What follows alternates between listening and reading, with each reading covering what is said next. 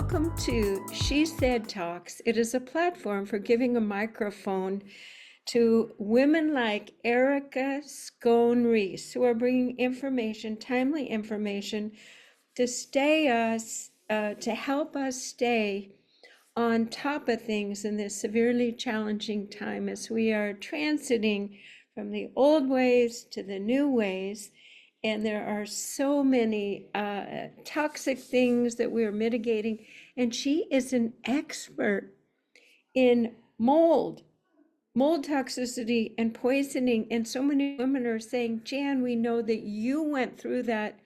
What did you do? So I reached out to Erica to help us see the picture, to understand how rampant it is, how physicians don't really see it or honor it or have the proper tests, how common gene mutations can compound the situation. We're going to look at it from all angles and give you some help and give you some answers. So a warm welcome to Erica Scone Rees from Woven Path Wellness. Thank you, Jan. Thanks for having me.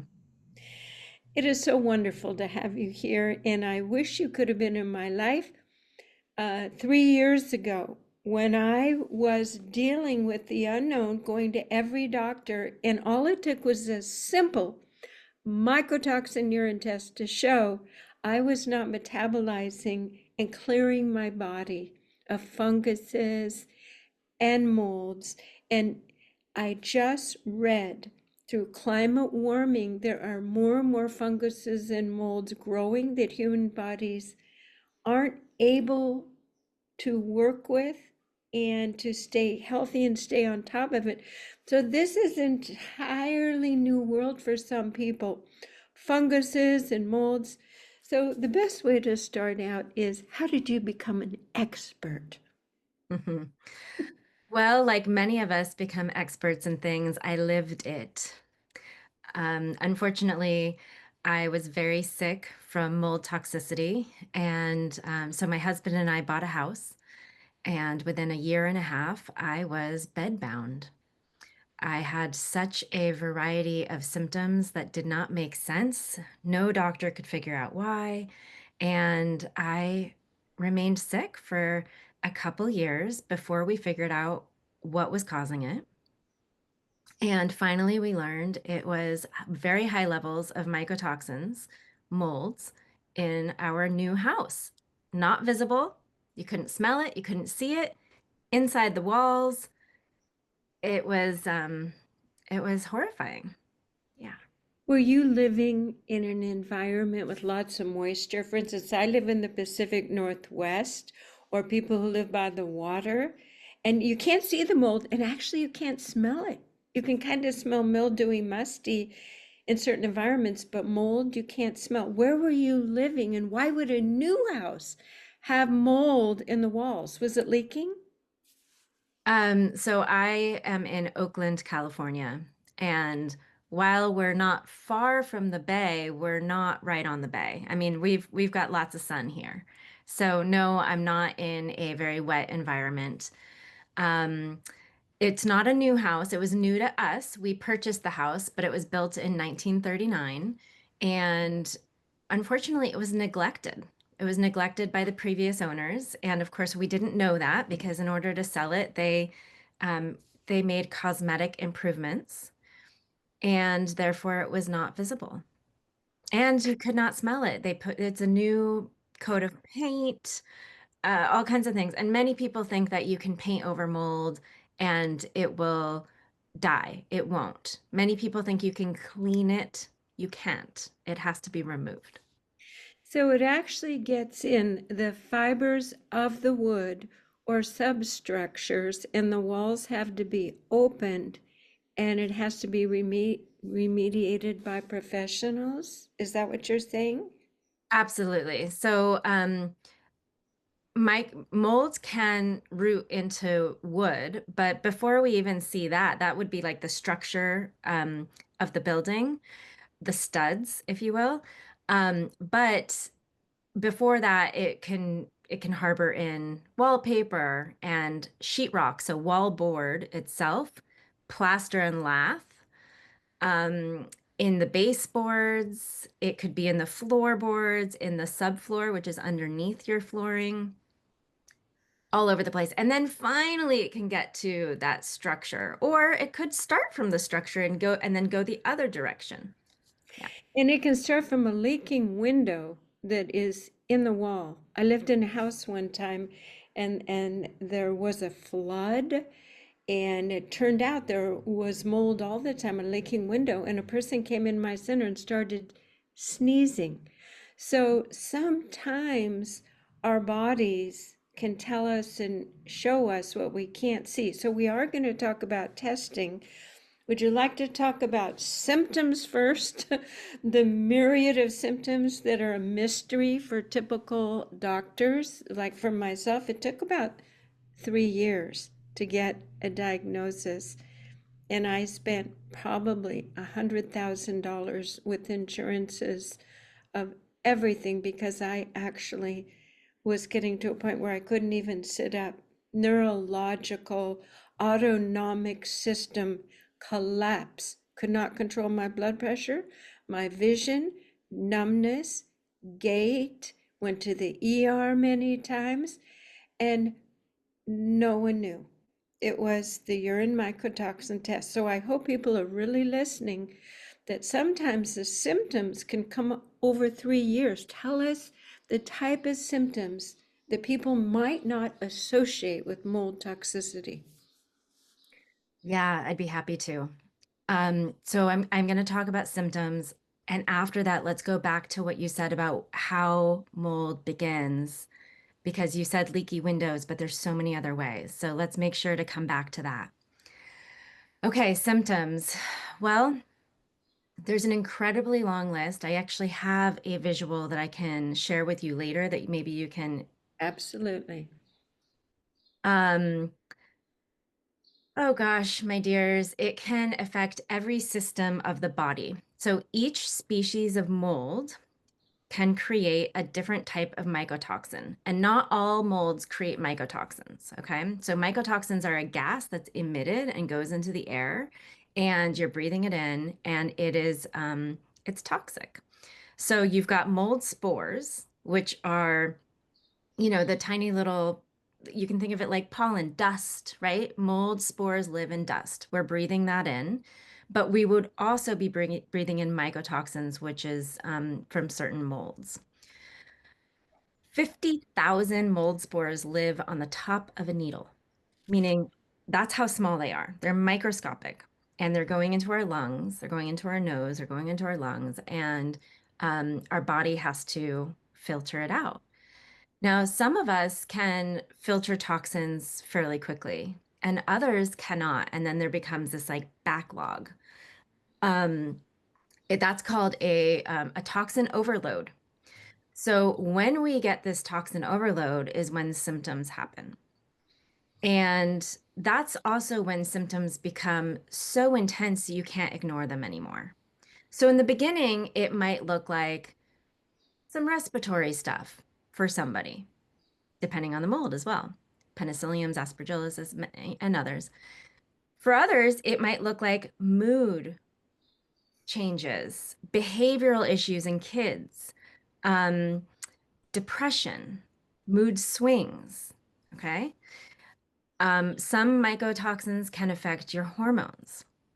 Some mycotoxins affect you cognitively. So that could look like brain fog, chronic fatigue, memory loss, confusion. It might also look like inflammation in the body, like joint pain, digestive issues, um, loss of balance, chronic sinusitis, frequently getting sick. That's often one of the first things that people find is like, oh, I'm always sick. I'm always getting sick. I don't have a very robust immune system. Okay, something might be suppressing your immune system. Now, this is such a myriad of symptoms that we might go, well, we can't blame every one of these symptoms on mold, right? We can't just assume that mold is present because these symptoms are present. However, I find that if there's symptoms in multiple different systems of the body, and they're just not making sense together. Doctors cannot figure out what the connection is. All of your labs come up normal. They can't seem to figure out what's really wrong, but your symptoms are real. That's when we want to look to other things like your environment. I wish we were looking at environment first because the health of our home, the health of our offices, anywhere where we're spending time, the health of our earth reflects and dictates the health of our bodies. So we need to be really good stewards of our home in order to take good care of our bodies and our health. Um, So that's a little look at all the different ways that mold and mycotoxins can affect the body. And for everybody, it's different. So I started with cognitive issues, sensitivity to light, sensitivity to sound, loss of memory, couldn't find words in my head, um, would start losing my balance, brain fog. Okay. Then dizziness. Then later it became respiratory. Then later it became this chronic fatigue. So the symptoms for me compounded, Mhm. and because I don't have the gene makeup to be able to detox mold as quickly as others. What you're painting a picture of is what doctors would put in that undiagnosable autoimmune.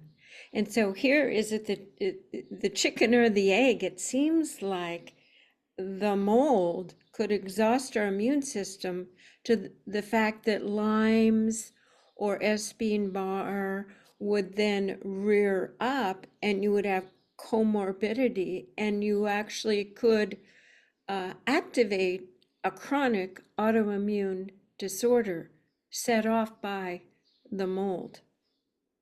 Yeah, so I'm glad you mentioned that. So, of all the lab tests I did, I went to about 18 different doctors, many of them specialists. We did lots of lab work. And of all those labs, only two labs came up positive. One of them was Epstein-Barr virus, EBV, high levels. So one doctor said, "Oh, you have mono."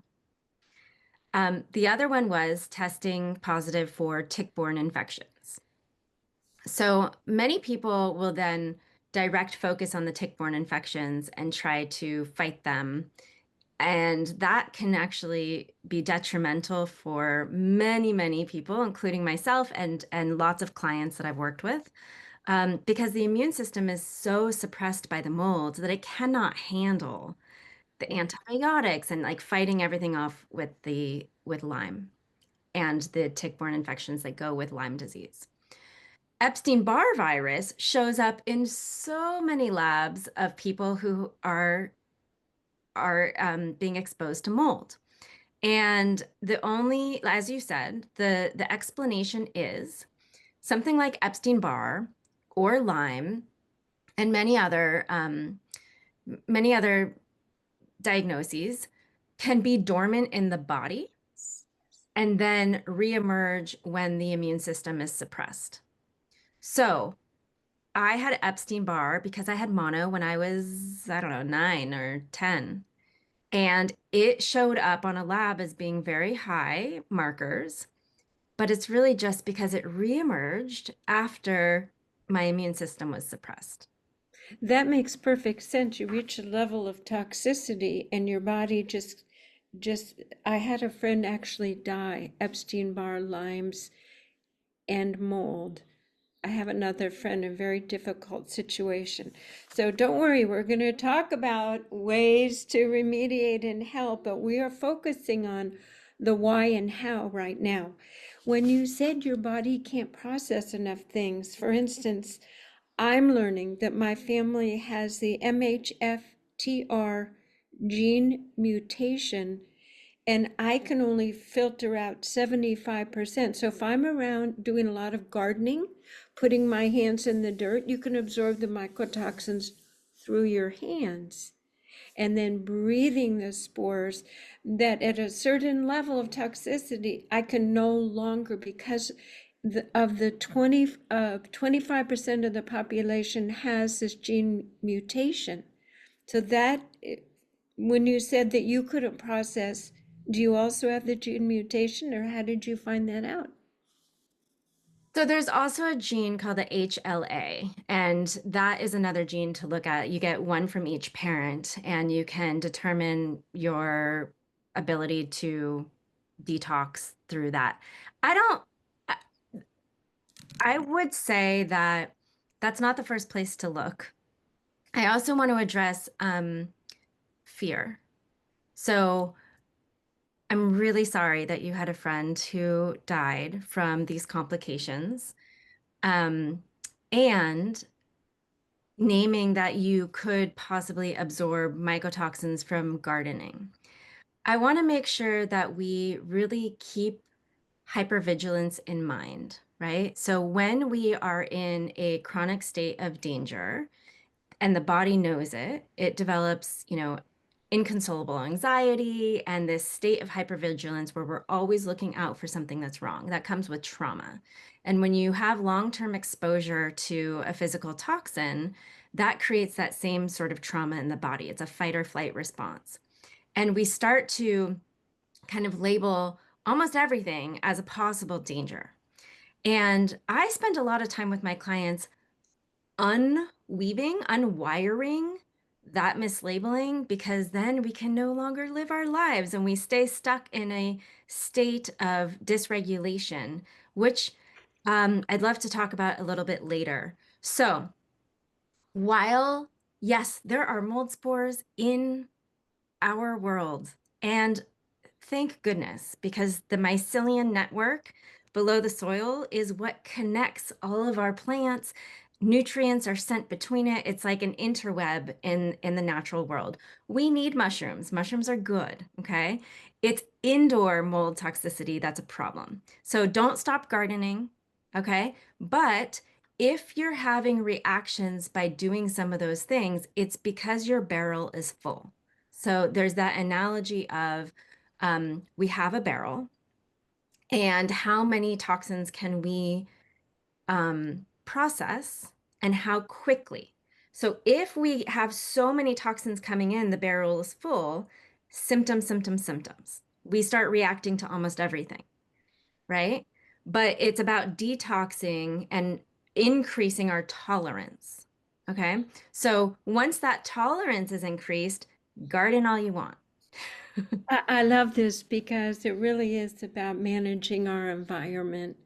I work with women and help them have a sense of control and empowerment over their environment, particularly in toxic work environments or relationship toxicity. So it's that sense of not being a victim, of things aren't going to hurt you. And so all of that comes in with keeping yourself, your immune system high and out of flight or fight. So I'm so glad that you brought that part in, because that's such a big part of physiological health, is coming to that safe point. However, we don't feel safe when we go to all of these doctors. And why don't they know? Why don't they order the simple test? Are they keeping it as a mystery, and the mold diagnosis stays under the radar for most allopathic medical institutions? Yeah, that's a good question. Why? You know, all I would have for you are hypotheses. One is the simple, it's not something they learn about in medical school. Um, I I wish that my experience with allopathic medicine was that if a doctor didn't know, they would just say, I don't know, rather than say, that's not a thing, right? I've had many doctors say to me, mold toxicity isn't a diagnosis. That's not really possible unless it's in the blood. There's been lots of gaslighting for me in this experience, which of course increases the trauma of the experience. And I will simply say it's just not something taught in medical school. In addition to that, 70% of buildings have water damage. So, I mean, I've been in emergency rooms where I look up and I see water damage in the ceiling above me. What would happen if we actually said, "Hey, this is a medical diagnosis"? Well, that would trickle out into having to do a lot of remediation and construction. There's a lot of money involved. And detoxing from mycotoxins or almost any toxin isn't going to be a fix with a pill, right? There are some supplements to take that can boost the immune system, but that's not really the way we detox. It's not going to be there's no pharmaceutical answer. And in fact, sometimes pharmaceuticals can actually make us worse if we're very sensitive. Um, so why don't they know? I don't know. I'm not, and I am very grateful for the number of doctors who chose to become naturopathic doctors or functional medicine doctors and are mold literate. Yeah. And those doctors often their story is that they were MDs, especially a lot of functional medicine doctors. They were MDs, and then they themselves or somebody they loved got sick with something that our Western medical system could not treat. And therefore they did more research and learned about other paths, right? Other ways to support the system. And so that's something that I'm really grateful for because that's when I started to get help when I went to a mold literate doctor. That's why I'm interviewing you, so people can know what to say, mold literate doctors, and to know the different ways, for instance, the UV lights, and we will talk in a few minutes about the different things that I did and you recommend. But I want to go back to that. We are surrounded by spores and mushrooms all the time, and I want to say, do not use Clorox bleach because when you put that Clorox on there, it tells that little spore that it's dying and it sends out thousands of babies. It Mm. actually increases the problem. So I just thought I'd throw that in there. Yeah, Well, so let's talk about how do you clean mold when you see it, if you see it in your bathroom, for example. Okay, so on a hard surface like a tile, you can clean mildew safely. And no, we don't use Clorox. One, it's another toxin. We don't want to be breathing that in. It's really not good for us. Two, it actually erodes surfaces and creates little pock marks, and the mold can go deeper. The roots of the mold can actually burrow deeper. So that's another reason not to do it. White vinegar. White distilled vinegar is one of the best ways to just clean mold off of those hard surfaces. If mold growth is happening on wood or your wallboard, you want to remove it. Now, if you cannot remove it yet, you can use a little vinegar, put it on the cloth first, and then wipe and mitigate it that way, but follow up. We need to know where is the water coming from? So mold grows within 24 to 48 hours. So every time you know, wash your hands and then go like this in your house or spill a glass of water, if it gets into an area that it's not going to dry, mold will grow because it just grows on it. Mold spores are in dust. They're everywhere. Okay. So it's important to take really good care of your home. If there's a leak in any way, it gets dried up immediately. Cabinets stay open, fans turn on, really making sure that you don't create an environment for mold growth. And if you have seen like, oh, we had a leak, well, that leak happened. It's no longer raining, so I'm not going to worry about it. Mm. In reality, like you mentioned, Jan, the water goes into the wall, and that's a perfect little environment for mold to grow. And then when the water dries up, like let's say it's summer and it's hot, the mold shoots its spores out and looks for a new food source, water. Okay.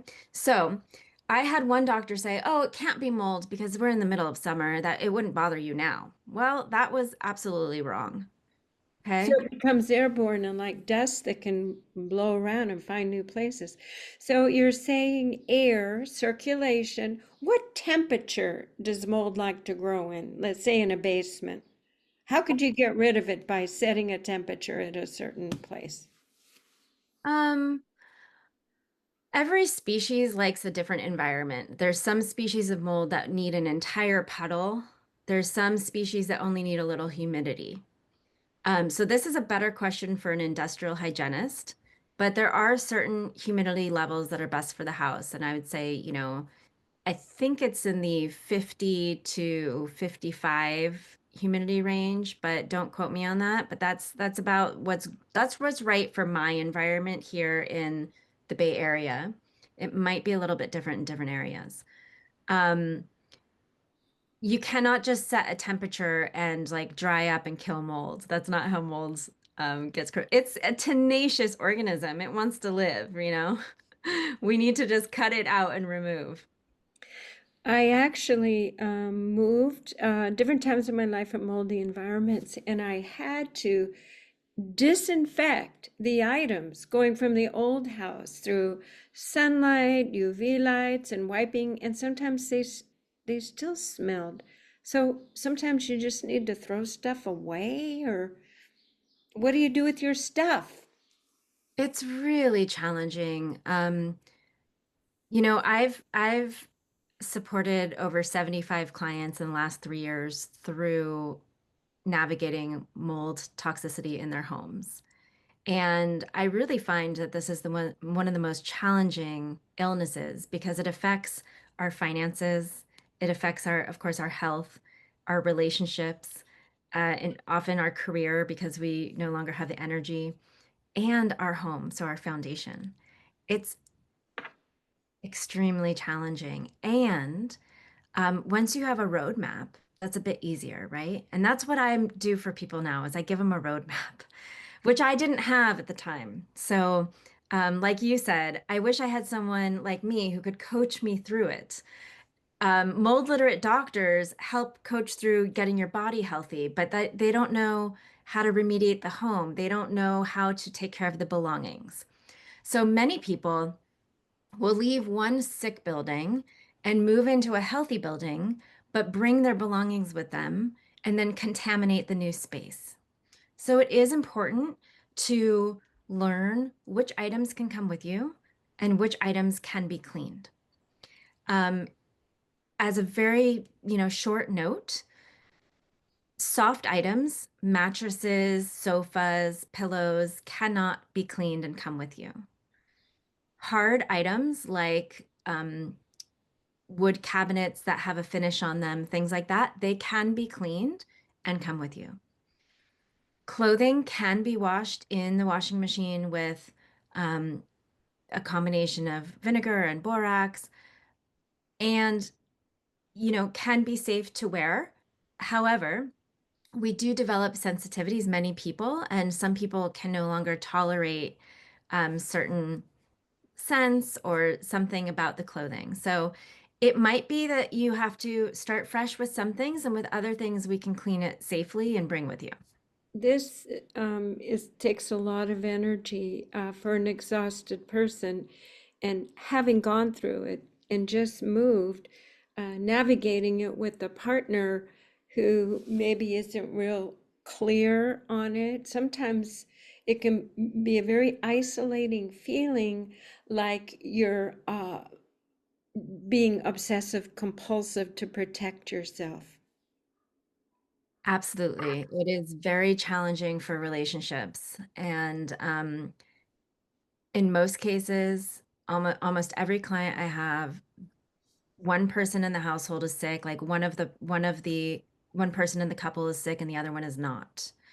Or it could be a family of five and three of them are sick and the other two are not. Or their symptoms are not severe enough to believe that they're sick. So it is very challenging. And let's remember that not only is this hard and very difficult for the person who is sick, but it's also difficult for the partner who's trying to be supportive but doesn't really understand because they're living in the same house and not having the same experience. Yes, so that confusion makes the person feel as if, well, maybe they did make it up in their head, plus their partner lost their partner. There's a lot of dynamics there. So I'm thinking bringing this all out so people can understand the dynamics and the subtle effects of mold poisoning. So, what was your aha moment? And then, what was your healing path with some of the things that you did to clean your body and bring it back to alignment? Hmm. Well, the biggest aha moment was I'm being exposed to a toxin in my home and I need to I need to leave the home and we need to heal the home in order for me to be well. So that was the number one first step aha moment was okay, I'm sick with mold. The mold needs to be dealt with, right? How did you know that you were sick with mold? Did you have a blood test, a urine test? What was the diagnostic mechanism? Well, the first thing is that I also was in and out of emergency rooms, having a very difficult time functioning. My husband ended up leaving a job to take care of me because there was just so much turmoil in terms of how often I needed support. So when he stayed home, he started to have a few more symptoms, even some respiratory stuff and chest pain. And so he decided to do a little bit more of a diagnostic and he bought one of those little Petri dish Home Depot kits for mold and he put it out in the house and mold grew. Now, it's not what I recommend to diagnose your home, but it was our first step to say, oh, there is mold in the house. We did not mail it into the number on the back. We called a professional right away. The professional came in and did testing. Um, they did air testing, which every type of testing has its pros and cons and limitations. But we had such a high number of mold spores in the house that the air testing did work for us at that time. And they called and said, you have such a high level of mold in every room of your house that it is unsafe to be in. And that night, we moved into a tent in our backyard where we continued to stay for the next few months. Um, so once we knew that mold, high levels of mold were in the house, I then sought out a mold literate doctor. And that's where I had to go outside of insurance, outside of the norm, and look at naturopathic doctors and functional medicine doctors. And I paid out of pocket to work with a functional medicine doctor who had experienced mold herself and knew what to do. And so she started me on the path of detox. Unfortunately, the detox was too much too fast. And for my sensitive body, it actually sent me into further set of symptoms, which is called herxing. Yes. So when I work with clients, I make sure that we really talk about low and slow so that we don't have an uptick in symptoms. But nevertheless, it set me on the path towards healing. Being out of the moldy environment, so being in a healthy environment, even a tent in the backyard, I already began to see improvement. Okay, so that toxin burden was lifted just a little bit, right? And we proceeded to remediate the home and move in and out 3 times before we got it right. So another reason why I'm the roadmap, I'm going to share the things that, we did wrong and, try to save you from making those missteps. Um, the next thing I'll say, which I think is a really important one, is that even once I was out of mold and I was supporting my immune system and I was on the path of detox, I would have these lasting symptoms like debilitating fatigue, extremely high emotions, hypervigilance. Um, I still had dizziness, shortness of breath, food sensitivities, chronic sinusitis, and I was kind of stuck in that state of it not getting much better, right?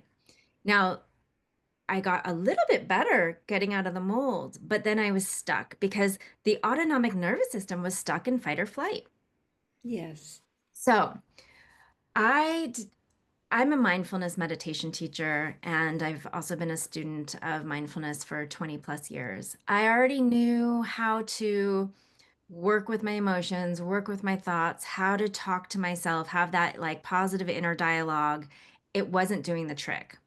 Finally, I met another doctor who told me, hey, you're doing all the right things. You even did DNRS, which is limbic system retraining, and the Gupta program, and it didn't work. And so, what was I doing wrong in what order? And he said, go focus on the vagus nerve. Yes.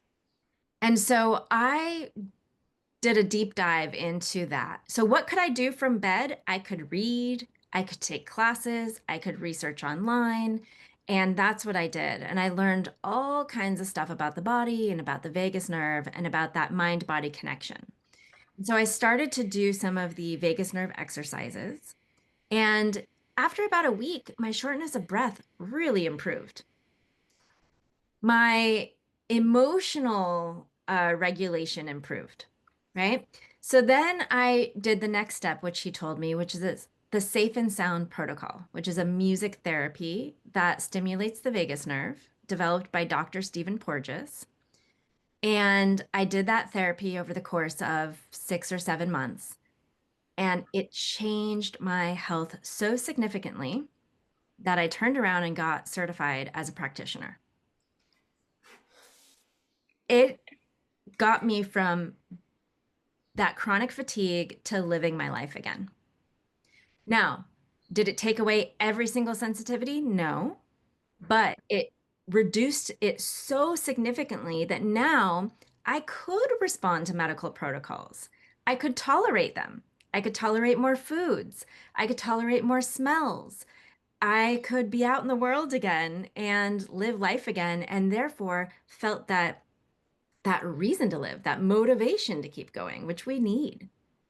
We really I'd need. have to say, by telling your story, that the mold toxicity and poisoning opened your eyes to the healing path that needed to happen. And for myself, the mold poisoning, my partner one day said, well, you think if this house is uh, or living by the water isn't working for you, maybe you need to go live somewhere else. First I said, what? And the next day I said, I do know need to go to drier areas. And I developed my Queen's Caravan spiritual walkabout tour and go out for a month at a time and dry out. So that's how spirit works. It puts things that appear to be blocks that are really the key to what we're here to do. Let's begin to list some of the things. And again, it's going to be unique for each person. And I'll say a few things and you take over. I drink warm lemon juice every morning. I don't know, it seems to help my digestive system set. I take chlorella, I take NAC, and I notice that any sugar seems to feed the fungus. Any sugar feeds the fungus, and I get inflammation and brain fog. So let's talk a little bit about the actual healing. I've been on cleanses with different antimicrobials, with ivermectin. There's a whole list of things, and I might add those just for people to begin to investigate at the end of our. But did you take any naturopathic protocol? I actually designed for myself, which I'll put a picture in. It's kind of ridiculous looking now, every 2 hour protocol of essential oils, therapeutic herbs and naturopathic vitamins and minerals. So, what did you use? Yeah. So I really appreciate sharing. Um, I do appreciate sharing all of the tools and herbs and supplements and pharmaceuticals that helped us. And I really want to make sure everybody knows that it's different for each person. I, for one, cannot tolerate lemon water. It creates a lot of acid reflux for me. However, for my husband, he drinks it every morning and it's wonderful. Um, there's some other like essential oils cannot tolerate, but for other people, it's a gotta send, modality. So I want everyone to understand that when you see from either Jan or I or on these groups online and you see people listing all the things that worked for them, please remember that if you're going to try something, try it really low and slow. And so what that means is sometimes I even open a capsule and just put a couple, I just like sprinkle a little bit in water as my first step before I even take an entire capsule of something. And that's really important because once we become really very sensitive, we can be very reactionary to everything. Um, and that's that was the case for me. I developed what's called mast cell activation syndrome, where I developed asthma from the mold, and I broke out in hives every time I ate. I had a whole slew of symptoms. And so for me, I couldn't detox that way. My pathway to healing the was through regulating the nervous system. And that pathway is what calmed everything in my body enough so that I could even do a little bit of those herbs or supplements. So I really want people to know that, your healing journey is going to be unique to you. And when I work with people, I do mention, I listen to symptoms and I listen to experiences, and then I can make recommendations, or most of the time, I recommend a mold literate doctor because I am not a doctor. Um, but the one thing I always say is you try one thing at a time. So, what that means is you might try something and you give it 3 to 5 days or more before you try another thing. And the reason why is because if you do have any kind of positive or negative response, you want to know. And if you compound it with other things, you will not know. So if you try something that we recommend, really little bit at a time, let it just be like that for 3 days at least. And if you have a negative reaction, then you take one step back. You either reduce that amount or you eliminate it. All right.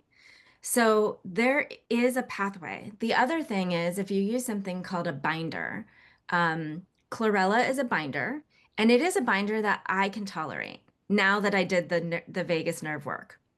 So I love it because it's very gentle. However, I cannot tolerate charcoal, zeolite clay, but all these other kinds of binders. Okay. So what happens to me is I get very, very dry and constipated. And there are rules in detox. No poop, no binder. Okay. So if you bind all of these toxins, but you're not eliminating them, Yes. get reabsorbed into the bloodstream, and you have an uptick in symptoms. Okay. Wow. Yes. You know, what you're saying is this is a path to getting to know yourself, trusting your body, which entails a certain amount of self-awareness and stillness and making good choices and slowing down. So all of this is just becoming um, one with your body's wholeness and health. So this is again why some people get things like this to become more in tune. And I know some people muscle test, or there's different ways, but you can increase your intuition. I just get a whole body yes or a pushback. And I did carbon the other day and it made me so nauseated. You're correct. But I swear by UV ozone lights and I rotate them around in rooms. And actually, I love the smell now. It made such a big difference because of the dust mites that I'm very allergic to as well. And it just clears the room and it changes the smell, the breathability. And I know some of it's mental, but it really has helped me, those little UV lights. Okay, great. I haven't used them. I do use air filters, and I think that the quality of our air and the quality of our water and everything's very important. And I do use infrared light sauna, Yes. so that's good for detox as well and for reducing inflammation. We have, Also, oh, yeah, excuse me. I also want to share that um, once you're further along on this path of detox, it's like, okay, I know what's causing my symptoms. This is a mold toxin overload. I know some ways to reduce it. One way is obviously a non-negotiable way is to get out of the mold exposed building and then to start your detox, right? And to work with the nervous system. Once you're further along, there might be some other things that are really helpful that are available in the allopathic system. So, for example, I went to an incredible ENT. The first two I went to totally gaslit me. The third one I went to believed me, did a sinus CT, we did a procedure, and it has improved my breathing significantly after that chronic inflammation I had from the mold. The other thing I just recently did is called Atlas um, orthogonal. I don't know if I'm pronouncing that correctly, but basically it's upper cervical spine alignment. And what I found was that I was having pain in my neck, but it was also affecting my breathing. It was affecting my balance. So sometimes we need to address other pieces that can be done through insurance and with allopathic medicine. Yes. Well, this talk and all the different moving parts, we could talk forever, but it makes me realize that this is helping us dive in to self-awareness and choosing the right practitioners for alignment for health and vitality. And this is enabling for some of us to almost become masters and teachers to help show others how to find their way home with their body and true health. So I want to thank you for spending this time here today with me. Believe me, there are people waiting for this interview to be delivered. I promise them. Erica Scone Rees. It's so cute because I love scones and there's the Reese's candy bars. Oh my goodness. All that sweetness in your name. Woven Path Wellness, and you do take clients and you work with them. So tell us how people can connect with you. Sure, yeah. My website is wovenpathwellness.com. You can book a free discovery call with me right away, and we can chat for free to see if we'd be a good fit for coaching or for the Safe and Sound protocol, which is that music therapy that changed my life. I can help you walk through mold toxicity or any chronic illness or chronic stress and just how to navigate life with more ease. And I am in the Bay Area, but I work online, so we can connect wherever you are in the world. Erica, I'm so pleased that you set aside this time to share your mastery and your path, and I know that it's going to help so many people be who they're meant to be. Thank you so much. Thank you, Jan. Appreciate you. I'd like to add to this interview a few more important thoughts.